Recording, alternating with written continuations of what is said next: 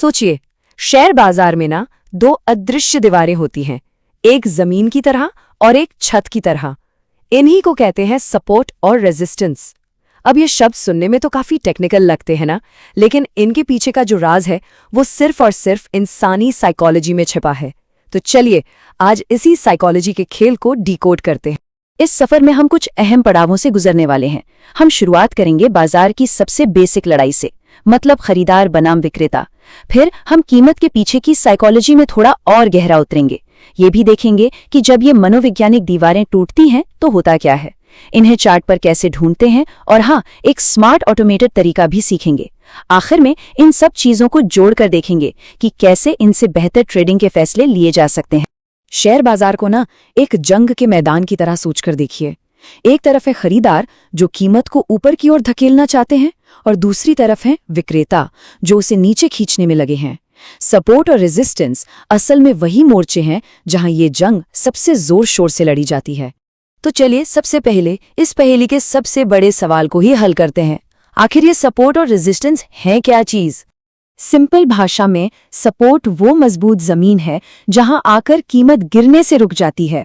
यहां बायर्स की फौज सेलर्स पर हावी हो जाती है, और इसके ठीक उलट रेजिस्टेंस वो छत है जिससे टकराकर कीमत वापस नीचे आ जाती है। यहां सेलर्स का पलड़ा भारी होता है। हाँ, एक बहुत जरूरी बात याद रखनी है, ये कोई लेजर शार्प लाइन नहीं होती, बल्कि एक एरिया होता है, एक जोन होता है। देखिए, बाजार इंसानों की भावनाओं से चलता है, और भावनाएं कभी भी एकदम सटीक नहीं होती। इसलिए हमें एक लाइन नहीं बल्कि एक पूरे रिएक्शन एरिया को देखना होता है। लेकिन सवाल तो ये उठता है कि ये अदृश्य जोन ये बनते ही क्यों हैं? इसका जवाब बाजार के दो सबसे बड़े ड्राइवरों में छिपा है, सप्लाई और डिमांड। और ये दोनों सीधे सीधे इंसानी साइकोलॉजी से जुड़े हैं। कहने को तो ये सब सप्लाई और डिमांड का खेल है, लेकिन असल में इन भारी भरकम शब्दों के पीछे ना सिर्फ दो इंसानी भावनाएं काम करती हैं, लालच और डर। जब लालच हावी होता है तो डिमांड बढ़ जाती है, और जब डर हावी होता है तो सप्लाई। चलिए इसको एक उदाहरण से समझते हैं। मान लीजिए सोने का। सोचिए, अगर सोने की कीमत अचानक आधी हो जाए तो क्या होगा? अरे ज्यादातर लोग इसे एक सुनहरा मौका समझकर खरीदने दौड़ पड़ेंगे, है ना? बस यही जो बढ़ी हुई डिमांड है वो कीमत को और गिरने से रोक देती है और एक सपोर्ट लेवल बना देती है। यहाँ साइकोलॉजी के दो अलग अलग चेहरे दिखते हैं। एक तरफ गिरती कीमतों पर सोना खरीदने का लालच सपोर्ट बना रहा है, मतलब लोग एक अच्छी डील हाथ से जाने नहीं देना चाहते। और दूसरी तरफ जब हर कोई अपना घर बेचने लगता है तो बेचने का डर या कह लीजिए घबराहट हावी हो जाती है। ये जो बढ़ी हुई सप्लाई है ये एक रेजिस्टेंस बनाती है जिससे कीमतें और ऊपर नहीं जा पाती। लेकिन क्या होगा अगर ये जमीन या छत टूट जाए? क्योंकि ये लेवल कोई पत्थर की लकीर तो है नहीं, और जब ये टूटते हैं ना तो बाजार में अक्सर बहुत बड़ी और तेज चालें देखने को मिलती हैं। इसे कहते हैं रेजिस्टेंस ब्रेकआउट। सोचिए, कीमत बार बार एक ही छत से टकराकर वापस आ रही है, लेकिन फिर खरीदारों का जोश इतना बढ़ जाता है कि वो उस छत को ही तोड़ देते हैं। ये एक साफ संकेत है कि विक्रेताओं ने हार मान ली है और अब खरीदारों का राज है। अब उनकी नजर अगली और ऊंची छत पर होती है। और इसका ठीक उल्टा होता है सपोर्ट ब्रेकडाउन में। यहाँ कीमत उस मजबूत जमीन को तोड़कर नीचे गिर जाती है। ये एक संकेत है कि खरीदारों का भरोसा डगमगा गया है और विक्रेताओं में घबराहट है। अब कीमत एक नई और गहरी जमीन की तलाश में निकल पड़ती है। ये एक डर का माहौल होता है। तो चलो, इतनी थियरी बहुत हुई, अब थोड़ा एक्शन में आते हैं। चलिए देखते हैं कि एक असली चार्ट पर इन जोन्स को अपनी आंखों से कैसे पहचाना और बनाया जा सकता है। अच्छा, इन जोन्स को खोजने का जो राज है ना वो स्विंग पॉइंट्स में छिपा है।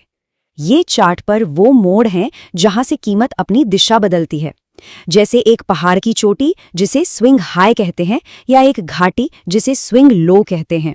बस हमें इन्हीं निशानियों को ढूंढना है। तो जोन बनाना कैसे है? देखिए, एक लाइन खींचने के बजाय एक रेक्टेंगल टूल का इस्तेमाल करना ज्यादा अच्छा है। चार्ट पर सबसे ताजा पहाड़ की चोटी मतलब स्विंग हाई को खोजिए और उसके चारों ओर एक बॉक्स बना दीजिए। ये बन गया रेजिस्टेंस जोन।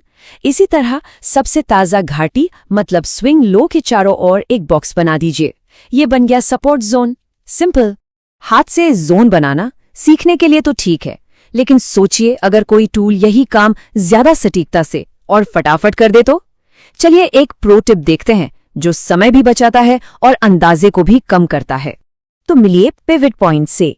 ये एक स्मार्ट टेक्निकल इंडिकेटर है जो पिछले दिन के हाई, लो और क्लोजिंग प्राइस के आधार पर सपोर्ट और रेजिस्टेंस लेवल को ऑटोमेटिकली कैलकुलेट करके चार्ट पर बना देता है। मतलब सारा भारी काम ये खुद ही कर लेता है। तो इन दोनों तरीकों में फर्क क्या है? एक तरफ है, कह सकते हैं, कला, जहां आंखों से देखकर जोन बनाए जाते हैं जिसमें अपनी राय भी शामिल हो सकती है, और दूसरी तरफ है विज्ञान, जहां पिवट पॉइंट्स एक तय गणितीय फॉर्मूले का इस्तेमाल करके डेटा पर आधारित बिल्कुल ऑब्जेक्टिव लेवल देते हैं। एक में अंदाजा है, दूसरे में सटीकता। ठीक है, तो अब तक हमने जोन समझ लिए, उनकी पीछे की साइकोलॉजी भी जान ली और उन्हें खोजने के तरीके भी देख लिए। अब आते हैं सबसे जरूरी सवाल पर।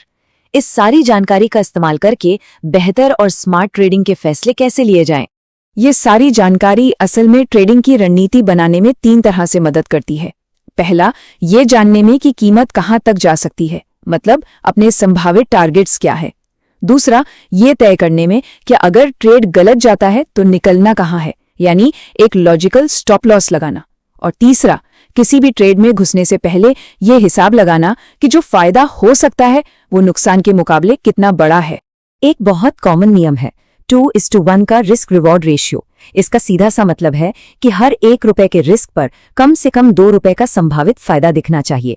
सपोर्ट और रेजिस्टेंस लेवल ये फायदा और नुकसान वाले एरिया पहचानने में मदद करते हैं, जिससे ये हिसाब लगाना आसान हो जाता है। तो अब जोन दिख रहे हैं, उनके पीछे की कहानी भी पता है, लेकिन ये सब जानने के बाद भी सबसे बड़ा सवाल तो अभी भी वही है, ट्रेड लेना कहाँ है? ये जानकारी तो सिर्फ शुरुआत है, एक पूरी ट्रेडिंग स्ट्रैटेजी की नींव। असली खेल तो अब शुरू होता है।